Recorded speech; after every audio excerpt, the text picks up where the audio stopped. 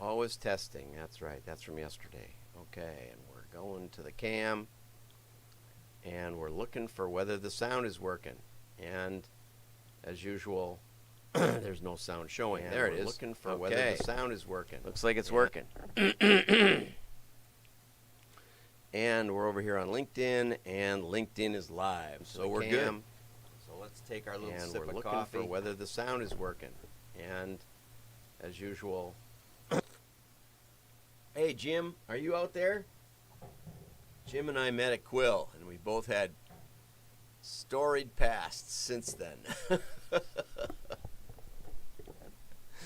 I'm talking a little bit about documentation of decision making, but it's not probably a positive. So I hope you hang on for a minute. Now let's see, where am I going here? Okay, I guess I'm ready to go. Good morning, coffee time. Yeah, everybody's giving me thumbs up. 5, 4, 3, 2, 1. I'm John Miglosh for the Wisconsin DMA and the International Society for Strategic Marketing. Let's dig right in. Okay, here was an interesting article. It said LinkedIn Stranger Danger by Bill, and it says, in this hide-and-seek environment where customers no longer work in the office, LinkedIn has become a major source for engagement. But what do you write to a stranger while asking to connect? And I always love what LinkedIn asks you if you really know this person. I don't think I really know my wife after almost 40 years. I don't know myself, for heaven's sakes. What kind of question is that? I want to connect with that person. Anyway, so here's what the advice Bill gives if you're going to take the time to write a message. Hi, Allison, or the name you're trying to connect with. 2 reasons to accept this request. You cannot have too many good connections. No, you can't have too many connections, and good things can happen when people get together. Thank you in advance, Bill. Actually, you can only have 30,000. So maybe but what I write to say when I write to those people, I say, I know that you can delete a few because they're mostly salespeople. So let's connect. And then they usually write back and laugh and say, LOL, yes, I deleted someone to make room for you. So don't let them give you that baloney about how they only have 30,000 and they've reached their limit. But I thought that was a good one. But I'll give you another good tip. Since I have 11,000, almost 200 first-level connections, which is probably more than you. Hit the connect button now and then. If somebody likes your post, see if they're connected. And it's likely they won't. But if you like a post or you comment on a post and someone else comments or replies to yours, connect with those people and say thank you if they like your comment, and connect.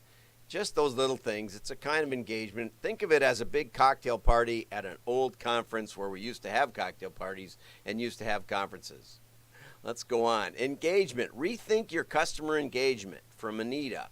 Okay, last year was enormous transition. Yes, we all know. 5 tactics to mix up your customer communication. Find alternatives to hosting a webinar.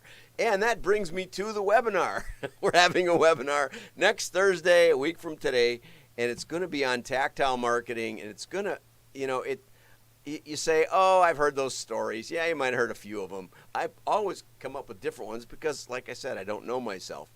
But we'll be putting it up today, and I'll probably be doing an email out.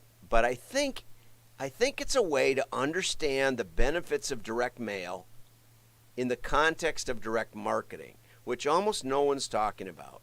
If you sell mail, if you get a client who comes in and says, I'd like to do some mail, and they don't have the proper tracking, they don't set it up, they don't measure the causal influence, they just throw it out into the mix with all their digital, which often is skewed toward over allocation, it'll die because they won't see the results that they're actually getting.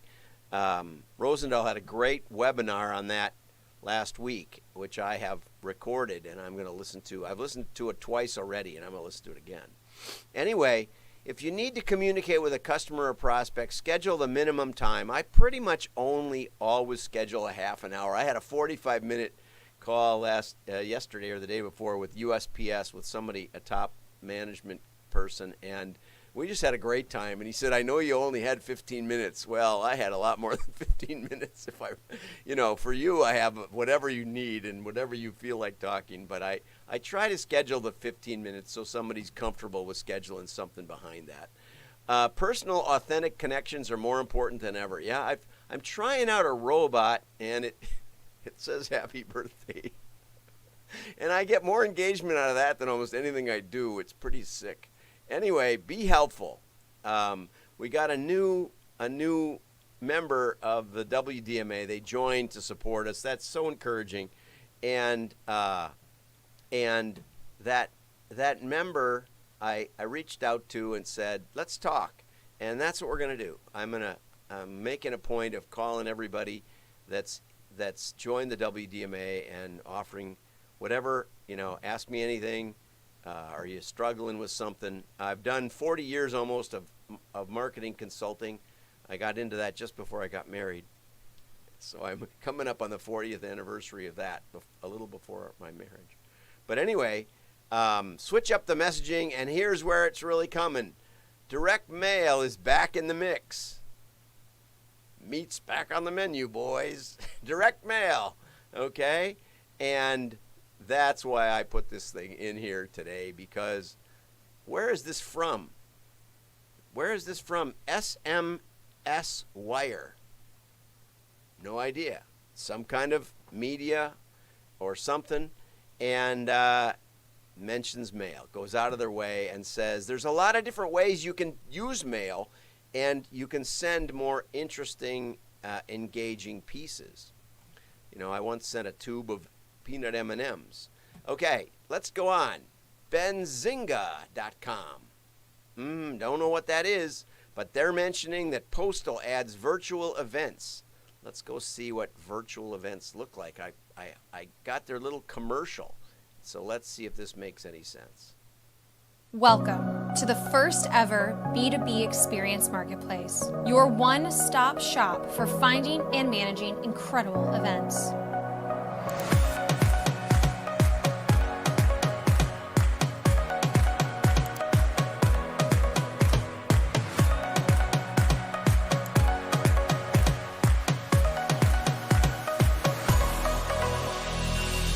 Regain control of your marketing strategy this year.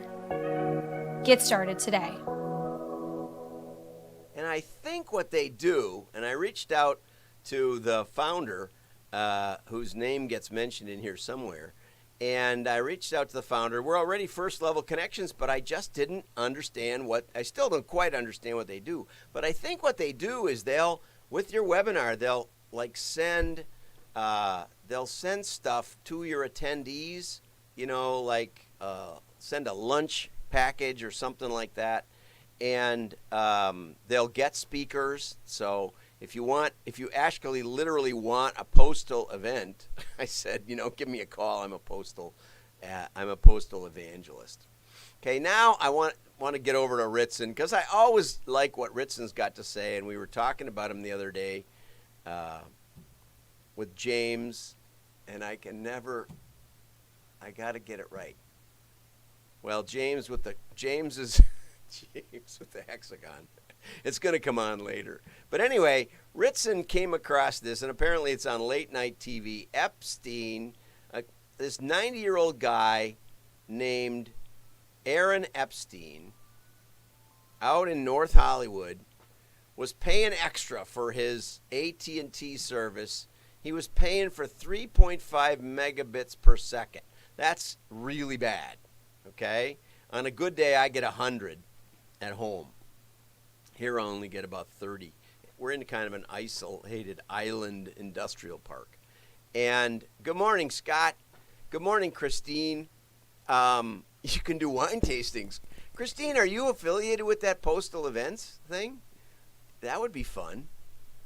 We encourage people to bring your own on our WDMA meetups. We had a great time on the Valentine one and the Christmas one. They're a lot of fun. They're a lot more fun than webinars, I have to say. But anyway, he was paying extra for 3.5, and he said, watching a movie through Roku was a slideshow. I love that. That's great. That's what he told the local news. Well, how did he get on the local news? He spent $10,000 on a campaign to reach out. Yeah, morning. Okay, well, but have you tried that service, Christine? Because I don't know anything about it. He spent $10,000 on his campaign to. He put an ad in the Wall Street Journal, quarter page, and he wrote that AT&T prides itself as a leader, but this thing stinks. It's advertising speeds of up to 100 megabits per second for other neighborhoods, but you can't even get 3 to me right now. And so, unlike most CEOs, this guy Starkey, who's the CEO of John Stankey, is the CEO. He's been doing an 8-month campaign about how great their internet is. He actually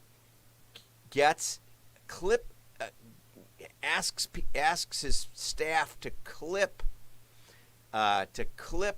He starts each day with press clippings. And so this guy ran this in the Wall Street Journal, paid for by Aaron M. Epstein, saying your AT&T is crummy. So, oh man. So he got their attention, right? And this guy Stanky's been at AT&T for 35 years, but he didn't see this coming.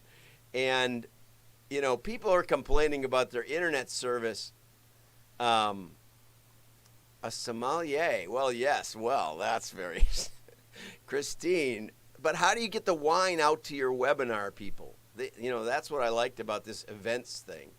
They get the wine right out there. Anyway, so within a few days, Epstein was on hundreds of American newspapers in a topic on Jimmy Fallon and Stephen Colbert. Within 2 days, I think this is the best part, within 2 days, senior engineers were digging up his driveway to add fiber and purported download speeds of up to 300 megabits per second. A few days later, even Stanky personally called Epstein to apologize. I think they should refund the $10,000. I used to have AT&T, and they used to call on me. I used to pay $800 a month for phone service. And just phone, and not even free long distance. And then finally I went to voice over IP, and okay, the sommelier handled that. It's pretty snazzy. I didn't know you could mail wine. I thought there were logistic issues with alcohol. Okay, Christine, you ought to come on the show. Want to be on the show?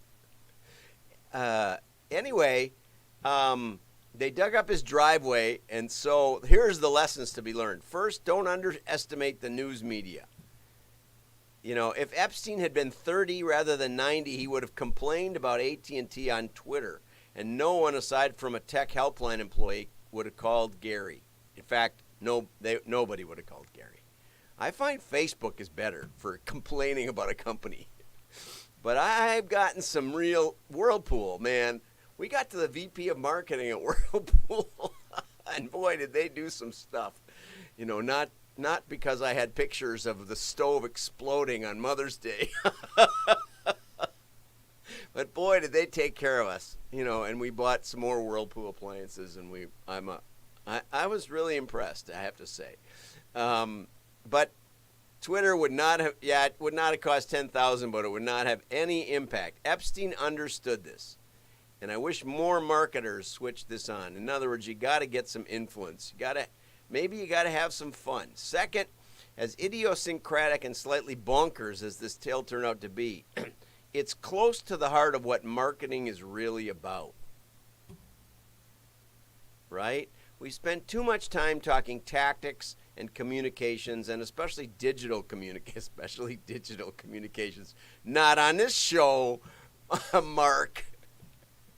They are part of our discipline, but market orientation is a much bigger and more important founding factor. The A&A, what's the definition of advertising or of marketing? Finding a need and filling it.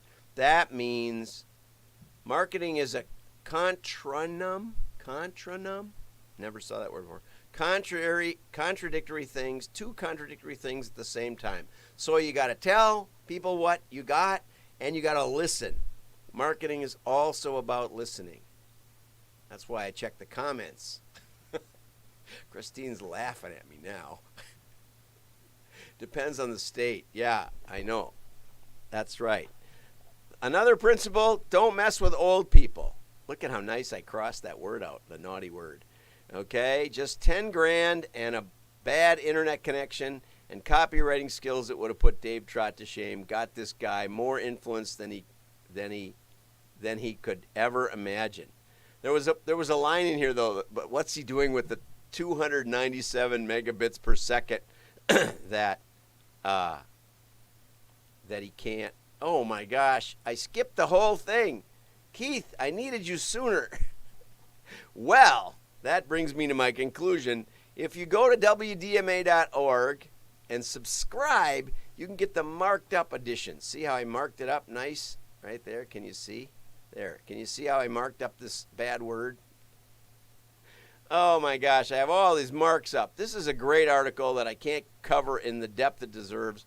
So go to WDMA.org and I'll post this later today, and you can download, and it's just a super click. You go to the members only, and you go to show notes or something, and it's in there by date. And you can also see you can peruse that and get anything I've marked up in the last couple of months. I've been doing it for about 2 months. We'll also have it on as a podcast. Think of it as a podcast today. Update the screen. Thanks, Keith. Okay, well, we've got empathy, even if we haven't got quality. Like I always say, there's a lot of things going on here. Have a great day. Like and share. Your friends will know you're smart. Bye-bye.